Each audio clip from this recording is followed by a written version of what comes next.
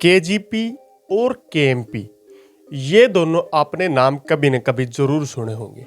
और आप दिल्ली अक्षेत्र या एनसीआर में रहते हैं तो कभी न कभी आपने इन हाईवे पर सफ़र किया होगा।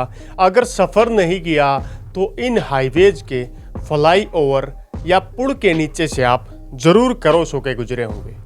दिल्ली का सबसे बड़ा रिंग रोड अगर बोलें तो वह दो एक्सप्रेसवेज को जुड़कर बनता है, जिसमें केएमपी और केजीपी शामिल है। आज इस वीडियो के माध्यम से हम केजीपी, जिसे ईपीई ईस्टर्न पेरिफेरल एक्सप्रेसवे के नाम से भी जाना जाता है, और केजीपी मतलब कुंडली, गाजियाबाद, पलवल, मतलब इन तीन शहरों में विशेष तौर पर स्टार्ट होकर मीडिएटर में गाजियाबाद और पलवल तक पहुंचने का काम करता है। केएमपी के प्लान तो हमने काफ़ी बार बताए हैं, लेकिन आज इस वीडियो के माध्यम से आपको केजीपी क्षेत्र के कुछ खास प्लान्स बताने वाले हैं। अगर बात करें, दो टोल प्लाजा के माध्यम से केएमपी और केजीपी को सेपरेट करने का काम किया जाता है।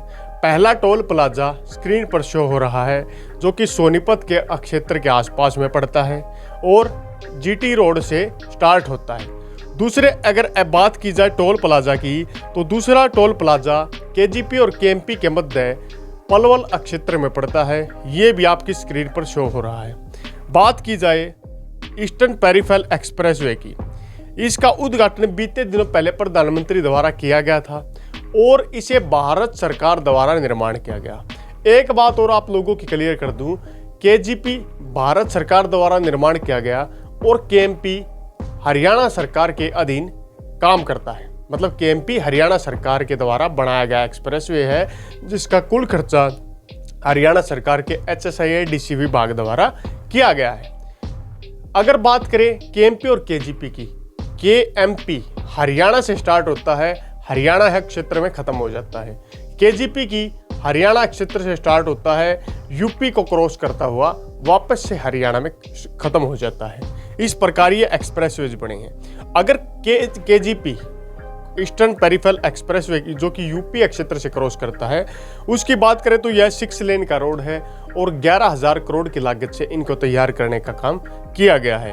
यह हरियाणा और उत्तर प्रदेश को जोड़ने का काम करता है। और इसकी बात करें तो यहाँ पर 36 राष्ट्रीय स्मारक बनाए गए हैं और 40 स्मार्ट फुहारे लगाए गए हैं। अगर बारिश के पानी की बात करें तो बारिश का पानी यहाँ पर इकट्ठा किया जाता है और केजीपी का सोलर पैनल से ज़्यादातर चलाने का काम किया जाता है। यहाँ की स्ट्रीट लाइट इत्यादि सोलर पैनल से चलती हैं। अब कोई भी जब नेशनल हाईवे, एक्सप्रेसवे बनाए जाते हैं तो उनके साथ साथ उनके आसपास के क्षेत्रों के फ्यूचर प्लान्स को भी तैयार कर लिया जाता है। दिल्ली एनसीआर में बढ़ती आबादी के कारण हरियाणा सरकार ने 5 शहर बसाने का काम कर दिया है। उसी तर्ज पर केजीपी के आसपास के क्षेत्रों में, जो कि हरियाणा से पलवल, उत्तर प्रदेश और पलवल के क्षेत्रों में भी केजीपी एक्सप्रेसवे के साथ साथ में अनेक खास प्लान आने वाले हैं। इन प्लान्स की बात की जाए तो सबसे पहले बात करते हैं सोनीपत क्षेत्र से। सोनीपत क्षेत्र से जब केजीपी के टोल से केजीपी स्टार्ट हो जाता है तो यहीं से सोनीपत कुंडली मास्टर प्लान का एक हिस्सा, बड़ा हिस्सा केजीपी एक्सप्रेसवे के दोनों साइड में आ जाता है। जिनमें सोनीपत कुंडली मास्टर प्लान की बात करें तो यहाँ पर रेजिडेंशियल सेक्टर, अनेक आवासीय कॉलोनियाँ, इनके अलावा कुछ कुछ इंडस्ट्रियल एरिया भी यहाँ पर आने वाला है। और इसी के साथ में बात करें तो सोनीपत क्षेत्र में सोनीपत आर्ट गैलरी भी केजीपी के साथ साथ में बनाई जाने का काम किया जाएगा, जिसमें अलग अलग प्रकार की कला को, प्रदर्शनियों को दिखाने का भी काम किया जाएगा। इसी के साथ आगे की तरफ बढ़ते हैं। सोनीपत से बागपत की तरफ जब हम केजीपी के रास्ते चलते हैं तो आपको दोनों तरफ में कृषि योग्य भूमि, एग्रीकल्चर लैंड या खेत ही खेत दिखाई देंगे। तो बागपत क्षेत्र में जब हम पहुंचेंगे, बागपत उत्तर प्रदेश का जिला है, जिसका मेन जिले से थोड़ी दूरी पर ही एक्सप्रेसवे पड़ता है और जिसके अंदर की साइड दिल्ली पड़ती है। जब बागपत से आप दिल्ली आएंगे तो आप केजीपी के पुल को क्रॉस जरूर करने का काम करेंगे। तो वहीं क्षेत्रों के आसपास में बागपत के क्षेत्रों में इंडस्ट्रियल प्लान अपकमिंग प्रोजेक्ट्स में आने की श्रेणी में दिखाए गए हैं, जिनमें इन फ्यूचर बागपत जिले के अंदर जो केजीपी क्षेत्र पड़ेगा, वहां पर इन फ्यूचर इंडस्ट्रियल एरिया पर फोकस किया गया है और संभावना जताई जा रही है कि कोई नया इंडस्ट्रियल एरिया यहाँ पर बनाया जाएगा, जिससे बागपत क्षेत्र को भी काफ़ी ज़्यादा फायदा होगा और केजीपी इससे डायरेक्ट रूप से कनेक्ट होगा। अब केजीपी पर अगर टोलों की संख्या की बात की जाए, केजीपी पर 7 एग्जिट टोल हैं, जिसमें 2 हरियाणा के हिस्से में आते हैं और 5 जो टोल हैं वे उत्तर प्रदेश सरकार के हिस्से, उत्तर प्रदेश के अलग अलग हिस्सों में आते हैं, जिनमें गाजियाबाद बागपत के क्षेत्रों के आसपास में टोल प्लाजाज बनाए गए हैं।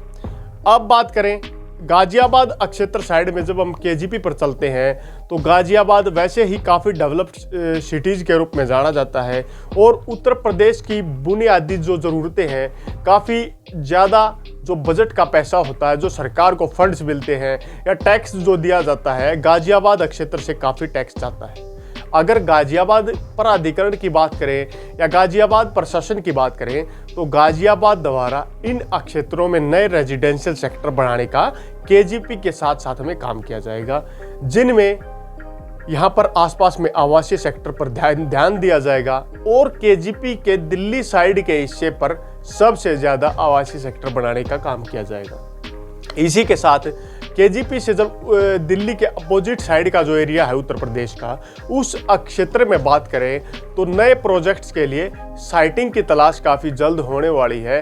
और यहाँ पर एक खास और चीज़ आने वाली है, क्योंकि केजीपी का जो क्षेत्र है वहाँ पर सरकार के अलावा भी प्राइवेट बिल्डर्स काफ़ी सक्रिय हैं और इन फ्यूचर यहाँ पर आपको बड़े ऊंचे फ्लोर के फ्लैट्स और रेजिडेंशियल सेक्टर टाइप में चीज़ जो प्राइवेट बिल्डर्स द्वारा डेवलप की जाएंगी, गाजियाबाद क्षेत्र में जो केजीपी का हिस्सा पड़ता है वहाँ पर इन फ्यूचर आपको देखने को मिलेंगी। इसी के साथ जब नोएडा जो कि गाजियाबाद के हिस्से में ही पड़ता है, नोएडा क्षेत्र में काफ़ी ज़्यादा डेवलपमेंट होगी और केजीपी टोल के आसपास में रजिस्टर्ड कॉलोनियाँ, यहाँ पर और ख़ास तौर पर मार्केट्स बनाने पर पूरा का पूरा ध्यान नोएडा क्षेत्र में दिया जाएगा और शहर से थोड़ी दूरी पर एक्सप्रेसवेज के नज़दीक नए शहरों को बसाने का भी काम होगा, जिन शहरों की फ्यूचर प्लानिंग को लेकर अथॉरिटी और सरकार ध्यान दिए हुए हैं।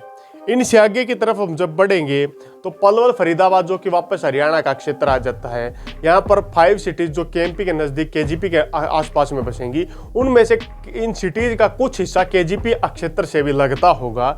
इसी के साथ पलवल और फरीदाबाद जो मास्टर प्लान है, जिनमें रेजिडेंशियल सेक्टर्स के अलावा यहाँ पर फैक्ट्री, इंडस्ट्रीज एरिया, मार्केट इत्यादि की सुविधा भी दी जाएगी। इन फ्यूचर बात करें तो बागपत, गाजियाबाद, नोएडा के क्षेत्रों में केजीपी के साथ साथ में नए शहर बसाने का काम होगा, जिनको लेकर अभी फ्यूचर प्लानिंग पर ज़्यादा ध्यान नहीं दिया गया है। लेकिन सबसे पहला फोकस यहाँ पर रेजिडेंशियल सेक्टर और इंडस्ट्रीज एरियाज को केजीपी के नज़दीक डेवलप करना है, जिससे इन फ्यूचर इस एरिया में और भी ज़्यादा प्रोग्रेस आए। सबसे पहले किसी भी क्षेत्र में प्रोग्रेस लाने के लिए इस प्रकार का ढांचा तैयार करना पड़ता है, उसके बाद इन क्षेत्रों में प्रोग्रेस आती है। यहाँ पर अगर बात करें, इस एक्सप्रेसवे पर सिग्नल फ्री एक्सप्रेसवे का नाम दिया गया है और ख़ास तौर पर एक खास पॉइंट और मैं आपको बता देना चाहता हूँ, जेवर एयरपोर्ट से केजीपी एक्सप्रेसवे की सीधी कनेक्टिविटी होने वाली है। यहाँ से इन फ्यूचर एक नया रोड केजीपी एक्सप्रेस वे के पॉइंट से स्टार्ट करके जेवर एयरपोर्ट तक बढ़ाया जाने का काम किया जाएगा और इसी पॉइंट से स्टार्ट होकर इंदिरा गांधी एयरपोर्ट तक की कनेक्टिविटी भी आसानी से की जाएगी। केजीपी दिल्ली में आने वाले हर एक्सप्रेसवेज, हर हाईवे, हर रोड के ऊपर से होकर गुजरता है। जैसे जैसे शहरी आबादी बढ़ेगी उसी तरह पर केजीपी एक्सप्रेसवेज के साथ साथ में जो वर्तमान में 7 एग्जिट पॉइंट हैं, उन एग्जिट पॉइंट की संख्या को बढ़ाकर 10 से 12 भी किया जा सकता है। लेकिन कुछ लोगों का एक सवाल और था कि जिस प्रकार केएमपी के साथ साथ ऑर्बिटल रेल कॉरिडोर को बिछाया जाएगा, क्या केजीपी के साथ भी ऐसा काम हो सकता है? अभी तक इसके बारे में किसी प्रकार की रिपोर्ट नहीं आई है, लेकिन ज़रूरत के मुताबिक इस प्रकार का कदम सरकार द्वारा उठाया जा सकता है। इसको लेकर उत्तर प्रदेश सरकार अगर कुछ स्टेप उठाती है तो जल्द ही ये रेलवे लाइन भी दिल्ली में एक रिंग रोड के रूप में बन सकती है। लेकिन फर्स्ट की बात करें तो पलवल से सोनीपत की लाइन ही बनाई जाएगी, जो कि बादली बहादुरगढ़ को क्रॉस करके बनेगी। इन फ्यूचर प्लानिंग जब होगी तो ये लाइन एक रिंग के रूप में दोबारा से रेलवे रिंग के रूप में दिल्ली के चारों ओर बनाने का काम किया जा सकता है। केजीपी एक्सप्रेसवेज से जुड़ी ये बारीक जानकारियां थी जो एक शॉर्ट वीडियो के माध्यम से हमने आपको बताने का काम किया। जल्द ही एक बड़ी वीडियो के माध्यम से हर बारीक पॉइंट पर कहां पर क्या बनेगा उसकी भी डिटेल लेकर जल्द आप लोगों के समक्ष दोबारा हाजिर होंगे। अगर वीडियो आपको अच्छा लगा तो वीडियो को लाइक कीजिए, साथ में पहली बार चैनल पर आए हैं तो चैनल को सब्सक्राइब करने का काम जरूर करें ताकि हमारे द्वारा दी जाने वाली हर बारीक अपडेट आपको आसानी से मिलती रहे। इसी के साथ अगली वीडियो तक आप लोगों से विदा लेते हैं, तब तक के लिए जय हिंद जय भारत।